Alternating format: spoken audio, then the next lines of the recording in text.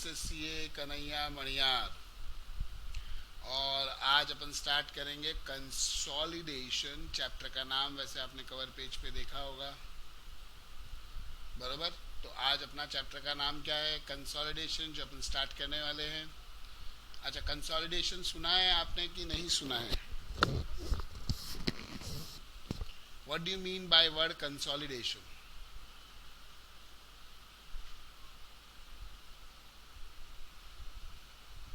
चिन्मय, क्या हुआ आपको? कंबाइन। क्या हुआ चिन्मय? बाकी लोगों को तो आवाज आ रहा है चिन्मय। सर आवाज आ रहा है लेकिन अगर वो स्पीकर पे तो उसको कम ही लगेगा। हाँ, स्पीकर पे कम लगेगा, वो बोल रहे हैं। सर मर्जर के टाइम कंसोलिडेशन हुआ था। किसके time?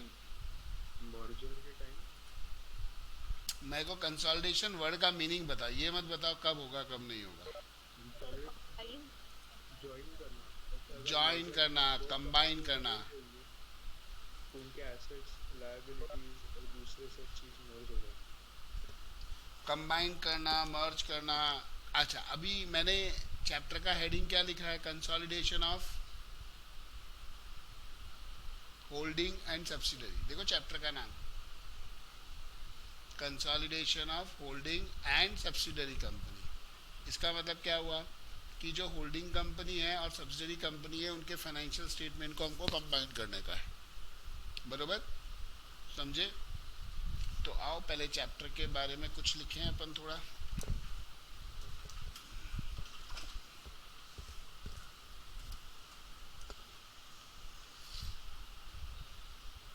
Consolidation of accounts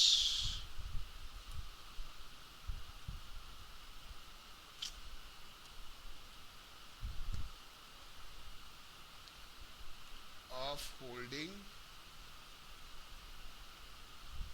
company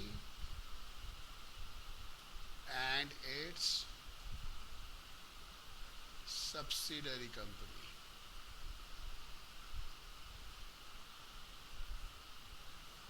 बराबर। अच्छा, जो लोग, आपको मैंने वैसे अनाउंस किया था फिर भी वापस बोल देता हूँ, आप लोग अभी अकाउंटिंग स्टैंडर्ड का नोटबुक में मत लिखना, या तो नया नोटबुक बनाना या अकाउंटिंग स्टैंडर्ड में एटलीस्ट सफिशिएंट पेज छोड़ने के बाद लिखना। करेक्ट? तो दोनों साथ में चले, अकाउंटिंग स्टैंडर्ड और कंसोलिडेशन, तो गड़बड़ नहीं हुए। समझे?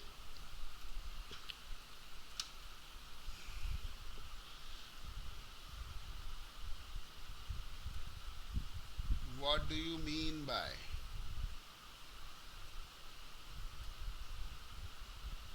Holding company and subsidiary company?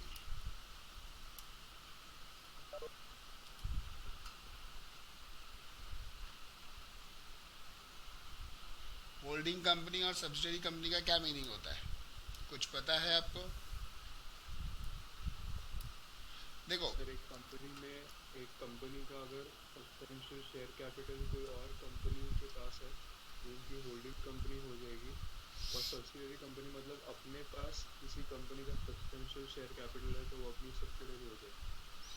थोड़ा गलत है। किसी जो कंपनी के 50% से ज़्यादा शेयर होल्डिंग किसी कंपनी की होगी तो वो होल्डिंग कहलाएगी। या फिर जिसका हाँ, मेजर वोटिंग पावर या major control over the board होगा वो होल्डिंग होगी। Correct. H limited holds. Substantial word गलत है यहाँ पे। सब्सटेंशियल वर्ड समझे ना, गलत क्यों है? सब्सटेंशियल में 20% हाँ ही सर, होता है। 20% ही है। फिर H limited holds more than 50% voting power और equity share of S Limited.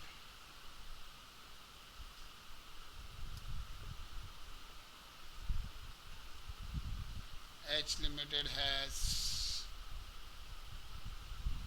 right to appoint more than 50% of members of board of directors. बरोबर.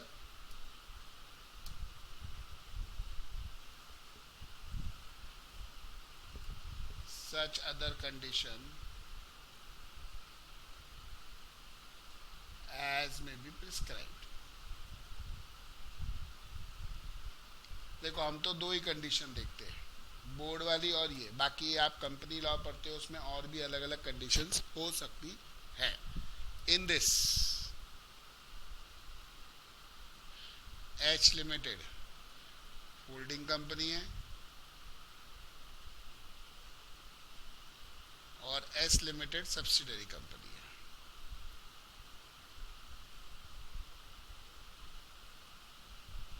तो ये डेफिनेशन रिलेटिव है.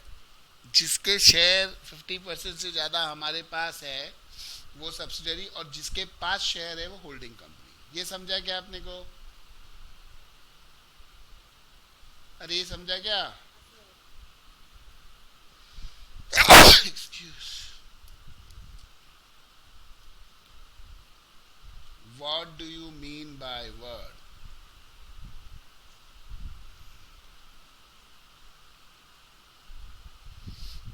कंसोलिडेशन. कंसोलिडेशन वर्ड का क्या मीनिंग होता है? Consolidation is equal to combining. In this chapter we need to prepare consolidated financial statements. हमें यहाँ क्या बनाने पड़ेंगे? Consolidated financial statements.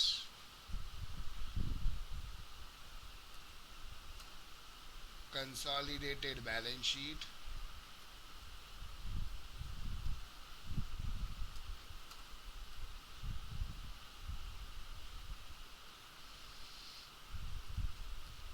consolidated P&L account, consolidated cash flow, consolidated या notes to accounts. ये 3 बनाने पड़ते हैं. और सबसे ज़्यादा एग्जाम में मोस्टली आस्क्ड, रेयरली आस्क्ड, कभी कभार पूछा तो पूछा, नेवर आस्क्ड. बरोबर. तो रियल लाइफ में तो ये चारों बनते हैं, पर अपने एग्जाम पॉइंट ऑफ व्यू से हमेशा यही पूछते हैं. मतलब 99% बैलेंस शीट ही आता है, बहुत रेयरली पीएनएल, और ये तो कभी पूछा ही नहीं कैश फ्लो. तो समझे? अच्छा, अभी यहाँ पर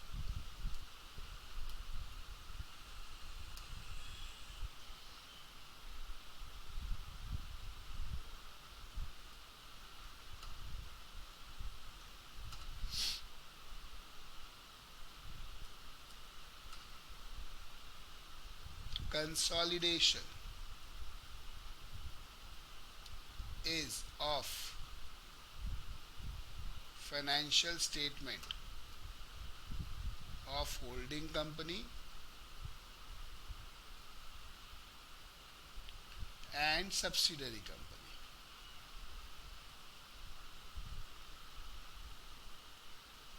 ये किसका रहता है? होल्डिंग कंपनी और subsidiary company. Therefore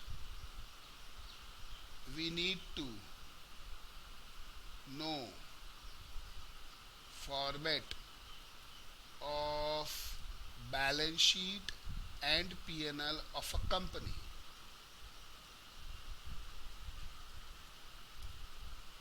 Which you have studied in company final account.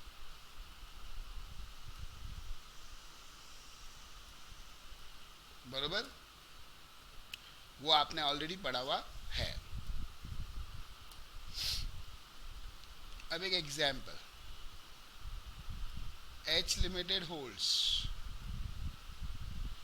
75% equity share of S Limited. बरोबर. If we analyze S Limited, then S Limited 75% held by H Limited, that is holding company.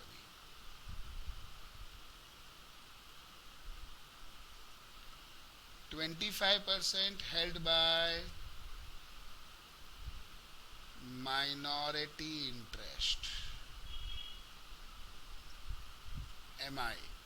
इनको अपन minority interest बोलते हैं. जो 25% है ना, अब वो एक जन के पास भी हो सकता है, 10 जन के पास भी हो सकता है, 100 के पास. इनको एक कंबाइंड वर्ड बोलते हैं हम लोग माइनॉरिटी इंटरेस्ट. तो हमेशा ध्यान रखो, माइनॉरिटी इंटरेस्ट मतलब होल्डिंग के अलावा जो लोग हैं उन सबको हम माइनॉरिटी इंटरेस्ट बोलते हैं. In format of balance sheet, we write this minority interest after reserves and surplus.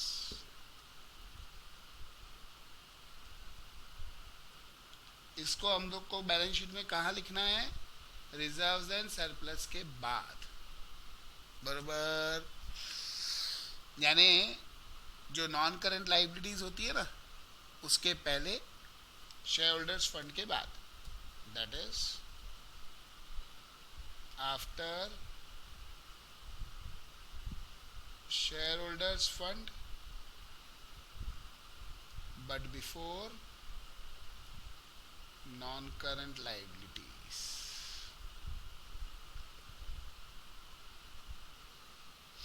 Correct. अच्छा,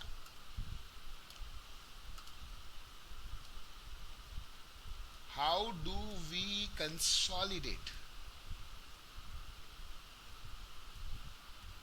balance sheet?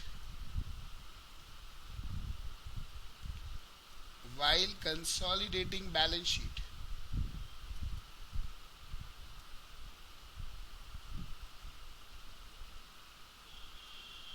we just add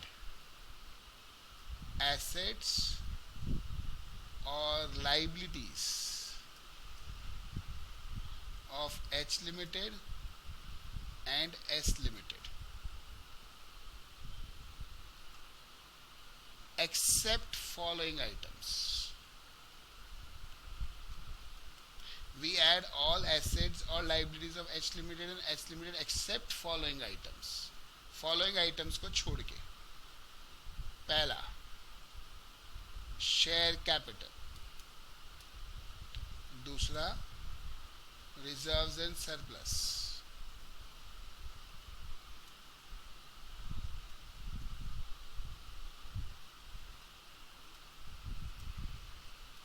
तीसरा, प्रपोज्ड डिविडेंड. चौथा, investment of H Limited in S Limited. Miscellaneous expenditure. अब share capital of S Limited, share capital of S Limited, reserves and surplus of S Limited, proposed dividend of S Limited, investment of H in S appearing in balance sheet of H Limited, miscellaneous expenditure of S Limited. मतलब देखो, S Limited के 4 items और H Limited का एक item, इसको अपन consolidation में add नहीं करते, इनको सेपरेटली एनालाइज करते हैं. These are analysed separately. इनको सेपरेटली एनालाइज करना है. बरोबर. वापस एक बार स्टार्ट से बताता हूं, ध्यान से सुनो. देखो, कंसोलिडेशन मतलब हम कंबाइन कर रहे हैं, तो होल्डिंग और सब्सिडरी. होल्डिंग के पास मोर देन 50% वोटिंग राइट या शेयर्स है सब्सिडरी कंपनी का, या has right to appoint more than 50% of board of directors. For detail refer Companies Act. बराबर. हम लोग कंबाइन करते हैं मतलब कंसोलिडेट करते हैं, तो हमारे को 4 चीज़ें बनानी पड़ती है: consolidated balance sheet, consolidated PNL, consolidated cash flow और नोट्स. इसमें से एग्जाम में बैलेंस शीट ज़्यादा आता है, कभी कभार पीएनएल पूछा तो पूछा, कैश फ्लो तो कभी भी नहीं पूछा. कंसोलिडेशन ऑफ फाइनेंशियल स्टेटमेंट के लिए हमें कंपनी का फॉर्मेट आना चाहिए जो आपने ऑलरेडी पढ़ा है कंपनी फाइनल अकाउंट में. अब अगर एक सब्सिडरी के 75% शेयर होल्डिंग के पास है तो 25% किसके पास? तो 25% को हम एक साथ बोलते हैं minority interest. Format of balance sheet में ये माइनॉरिटी इंटरेस्ट हमको रिजर्व्स एंड सरप्लस के बाद लिखना है, that is after shareholders fund but before non current liabilities. Correct. How do we consolidate? Consolidation के समय हम लोग जो एसेट लाइबिलिटी है उनको डायरेक्टली ऐड कर देते हैं. होल्डिंग का एसेट, सब्सिडरी का एसेट, होल्डिंग का लाइबिलिटी, सब्सिडरी का. सिर्फ ये 5 चीजें छोड़ के, जिसमें 4 सब्सिडरी की और 1 होल्डिंग की, इनको हम सेपरेटली एनालाइज करने वाले हैं. अब what is the concept of pre acquisition and post acquisition profit? What is the concept of pre acquisition and post acquisition profit? पूरा कंसोलिडेशन का बिल्डिंग प्री एक्विजिशन और पोस्ट एक्विजिशन वाले फंडे पे बेस्ड हो. अगर आप ये प्री एक्विजिशन पोस्ट एक्विजिशन अच्छे से समझ गए तो आप समझो आपका 50%, इनफैक्ट 70% कंसोलिडेशन समझो हो जाएगा.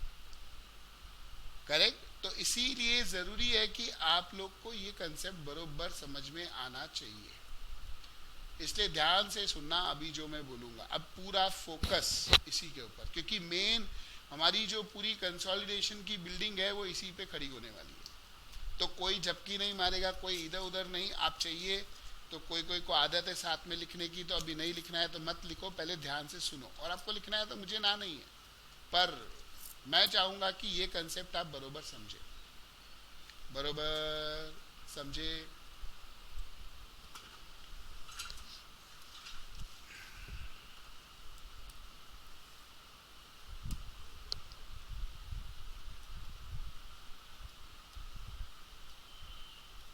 For understanding this,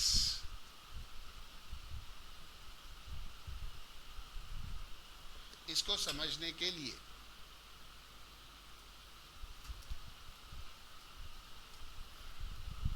let us take an example.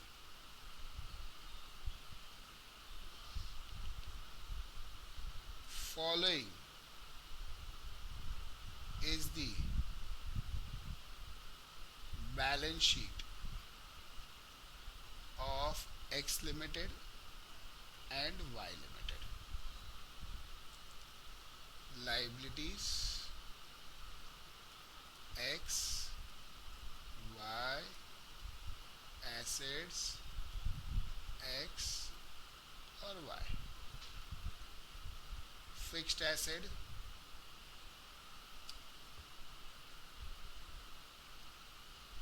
say 40 lakhs, 20 lakhs. Current assets 20 lakh,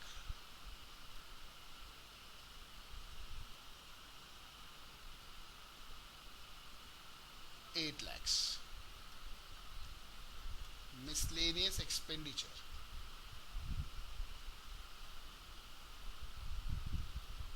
P&L account. Share capital of rupees 100 each.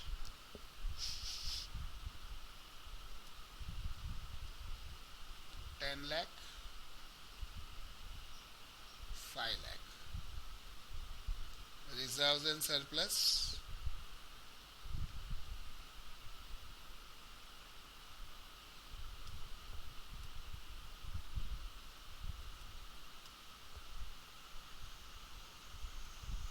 45 lakh और लाइबिलिटीज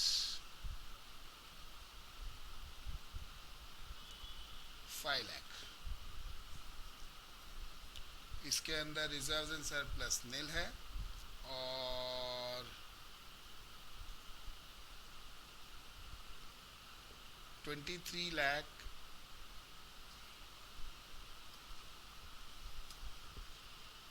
प्रॉफिट्स में ले लेता हूँ 2 लाख, तो ये हो गया 25 लाख लाइबिलिटीज। तो बैलेंस शीट टैली हो गई 60 lakhs 30 lakhs।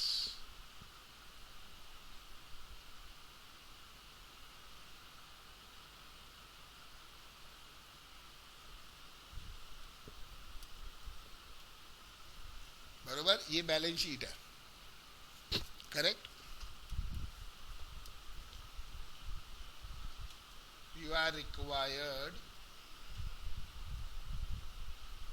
to find value per share of each company and analyze the same।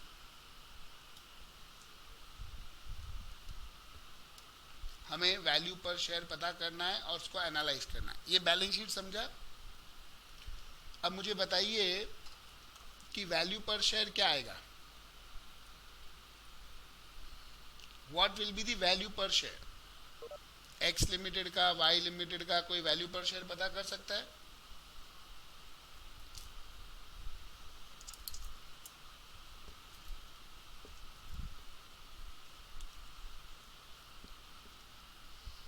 बोलिए बोलिए, वैल्यू पर शेयर मुझे बोल सकते हो आप। बैलेंस शीट आपके सामने है।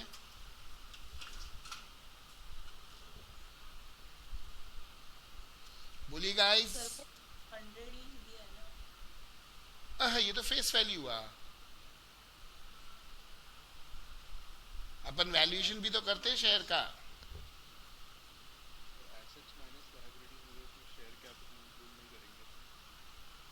Assets minus liability, net asset valuation होता है ना इसका।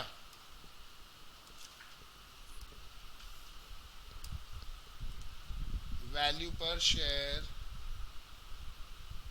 Based on net asset.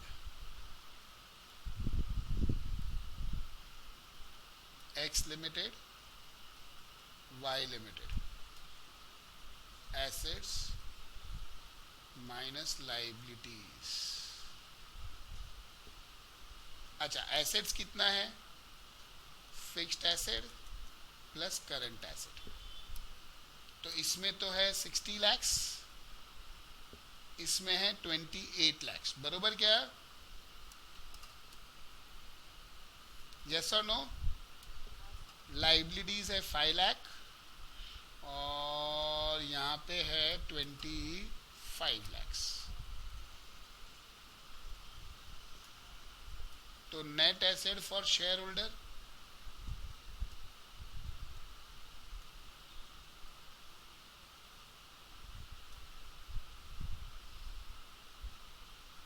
$55 lakh और 3 lakhs divide by number of equity shares. पहले में कितना है? 10,000। 10 लाख कैपिटल था ना, 100 ईच। यहाँ पे 5,000। तो वैल्यू पर शेयर कितना आएगा? 550 और ये क्या कर दिया मैंने, 5,000 60। करेक्ट? हाँ या ना? ये वैल्यू पर शेयर समझा सबको?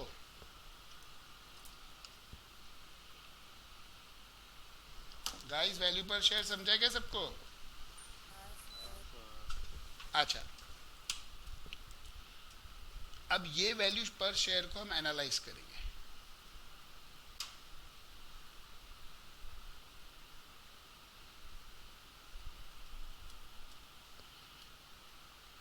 analysis of value per share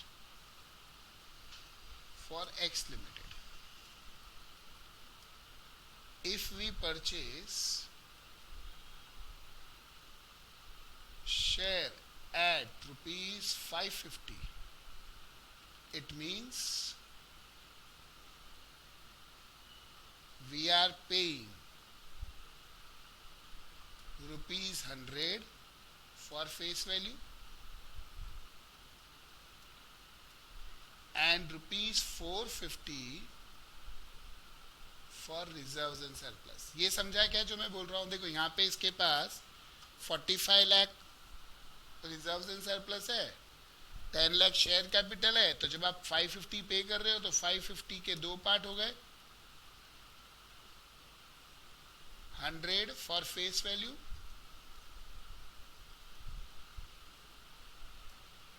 450 for reserves and surplus. Yes और नो? ये समझा? Correct. For Y limited, if we purchase share at rupees 60, it means we are paying rupees 100 for face value and rupees 40 for share in losses, यानी 60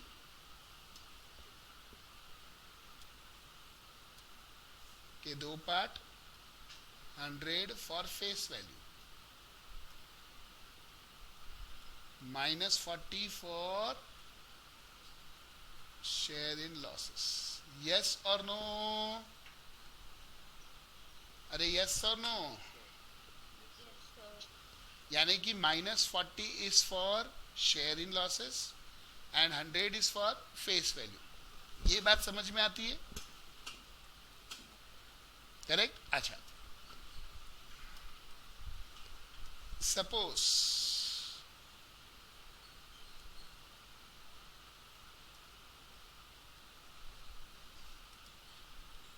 we purchase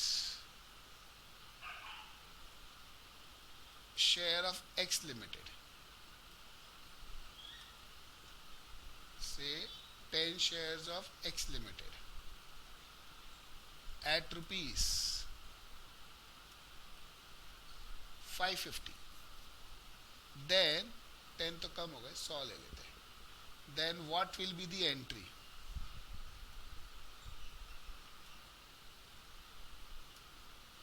क्या entry होगी?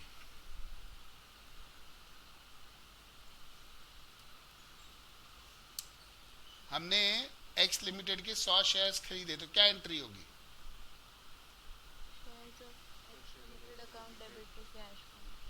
Investment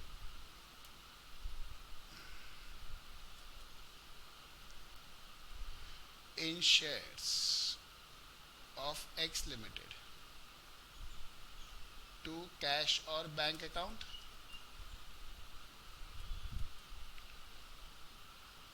$55,000. Correct. What this 55,000 includes?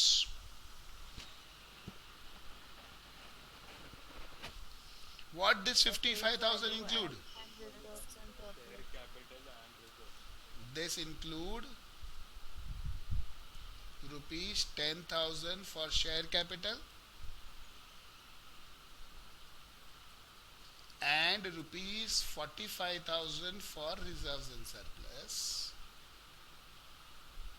Balance on date of acquisition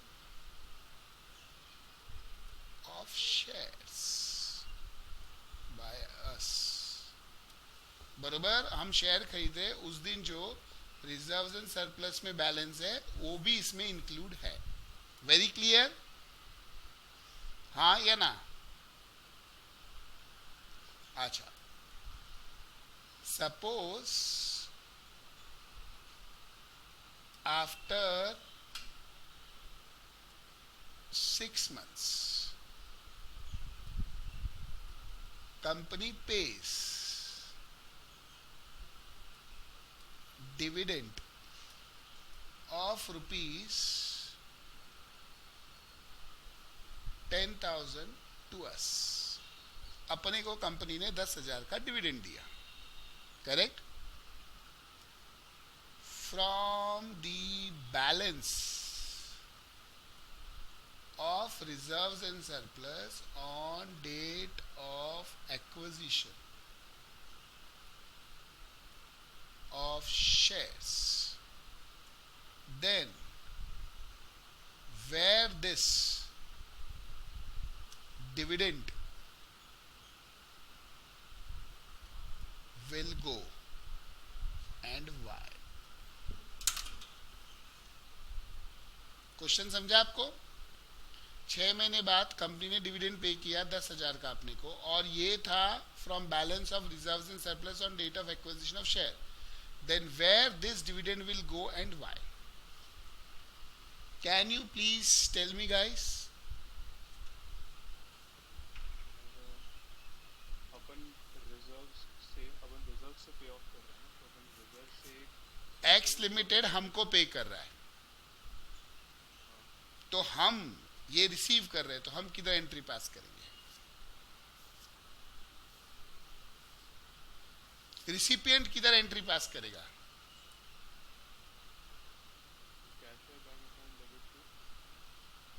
या by us. क्या बोल रहे हो? बोलो. Normal entry होगा cash and bank account debit to dividend. Cash and bank to dividend. और वो डिविडेंड कहाँ जाएगा? जो हमें मिलेगा बट एक्विजिशन. अरे हमें मिलेगा, लेकिन उसको हम क्रेडिट कहाँ करेंगे? बुक्स में किधर तो क्रेडिट करना पड़ेगा डिविडेंड को. काय को रिजर्व्स एंड सरप्लस में रहेगा? We have P&L account, we have many other accounts. Why will keep this dividend pending in the reserves and surplus? Investment accounting पढ़ा है कि नहीं पढ़ा है आपने?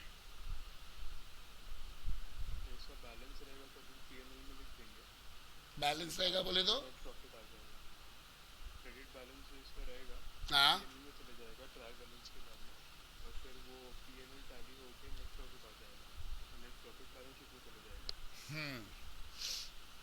और कोई कुछ कहना चाहेगा? सर ये इन्वेस्टमेंट के साथ लिखेंगे हम. इन्वेस्टमेंट के साथ मतलब? सर हमने हमारा तो इन्वेस्टमेंट है ना, हमने उसके शेयर्स बाय किए, हाँ. तो शायद इन्वेस्टमेंट के साथ. साथ मतलब क्या होता है? What do you mean by word साथ? मतलब डेबिट में लिखेंगे, क्रेडिट में लिखेंगे, इन्वेस्टमेंट में ऐड करेंगे, माइनस वो करेंगे. इन्वेस्टमेंट में ऐड करेंगे. इन्वेस्टमेंट में ऐड करेंगे मतलब ऑलरेडी 55,000 का, इसमें 10,000 ऐड करके 60,000 65,000 लिख देंगे. आप ये कहना चाह रहे हो, बरोबर? हम इसको पीएच के क्रेडिट में लेंगे डिविडेंड रिसीव करके. डिविडेंड रिसीव करके P&L में क्रेडिट में, प्रियंका बोल रही है. और सर जो नेहा बोल रही है ना, वो कैश और बैंक वाले उसमें नहीं होगा, क्योंकि वो अगर अपना आउटस्टैंडिंग पड़ेगा तो उसको ऐड कर लेंगे उधर. आउटस्टैंडिंग रहेगा तो ऐड कैसे करेंगे? सॉरी, अगर अपने को कैश रिसीव हो रहा है नॉर्मल. आप आराम से सोच लो, आराम से सोच लो. मैं आपको टाइम देता हूँ 2 मिनट का. आराम से तसल्ली से सोचो, फिर मुझे आंसर दो. आता हूँ मैं फाइल सेव करके.